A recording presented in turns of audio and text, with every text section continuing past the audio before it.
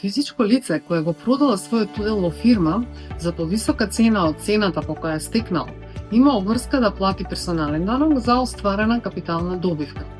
Капиталната добивка која се оданочува со персонален данок се утврдува како позитивна разлика помеѓу продажната и набавната цена на уделот. Дополнително, капиталната добивка се намалува за даночно леснување од 10%, така што персоналниот данок се пресметува на 90% од капиталната добивка со даночната стапка 10%. Лицето треба да ја пријави капиталната добивка од продажба на удел во УЈП со поднесување на електронска ЕППД пресметка до 10 во месецот, кој следи по месецот во кој извршена продажбата или извршен упис на промената на сопственоста во трговскиот регистар.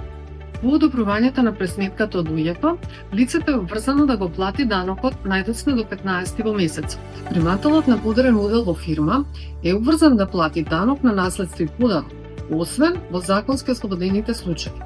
Наследениот или подарениот удел во фирма не се оданочува со данок на наследство и подарок во два случаи.